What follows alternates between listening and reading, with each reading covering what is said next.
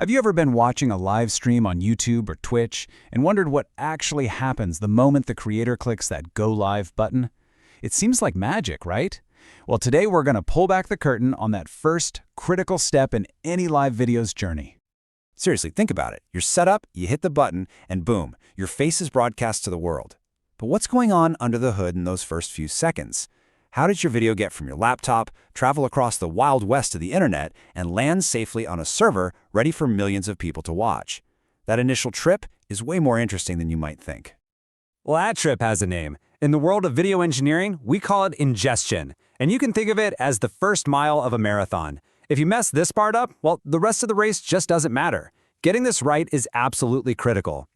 So let's get a clear definition here. Ingestion is just the process of getting the raw video from the creator's computer, using software you've probably heard of, like OBS, over to the platform's servers. It's the official handoff.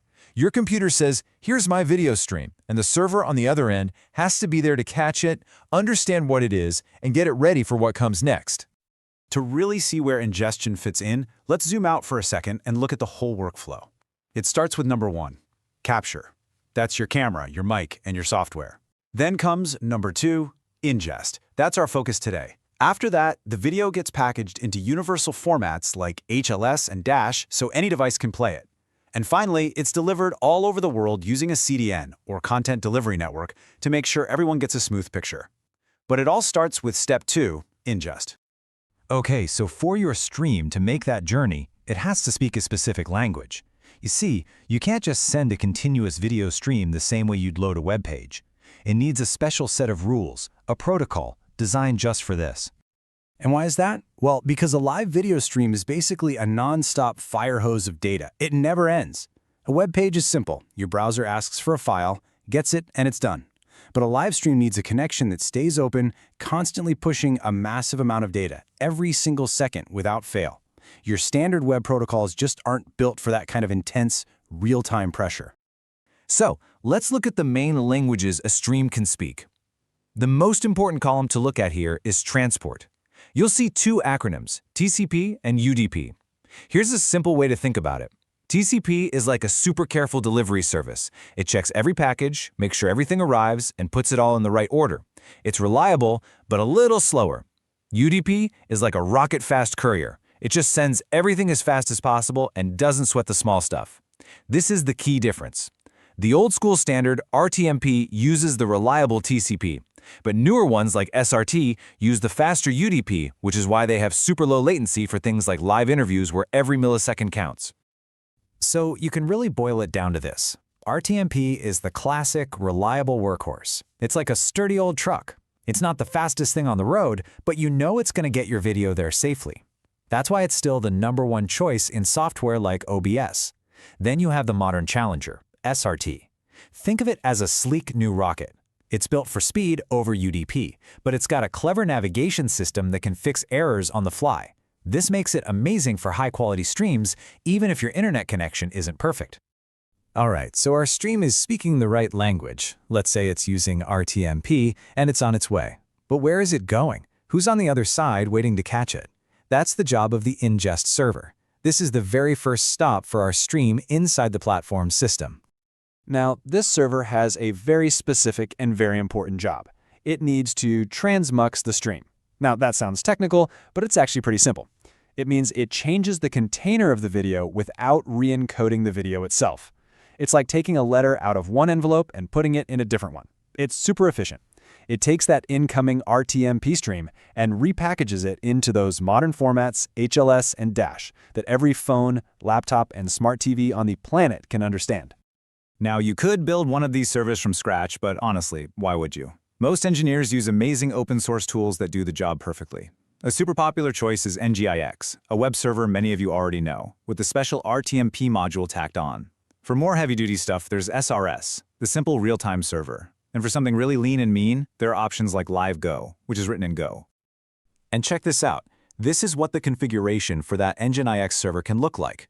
Don't worry, you don't need to understand every single line. The important part is seeing how simple it is. Right here, this RTMP block tells NGIX to act like a media server. This listen 1935 line tells it to listen for incoming streams on the standard RTMP port.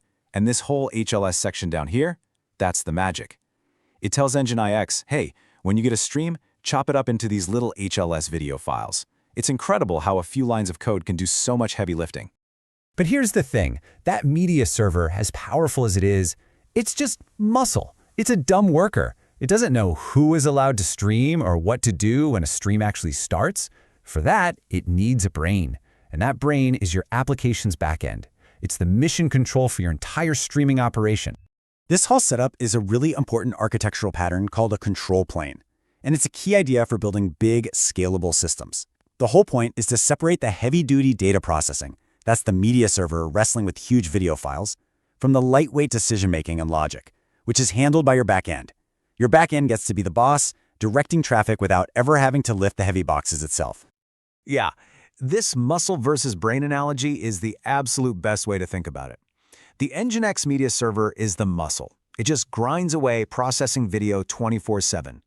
Your backend, written in something like Go or Python or Node.js, is the brain. It's the smart one. It handles authentication, it talks to the user database, it contains all the business logic, and it tells the muscle what to do. So, what does the brain actually do?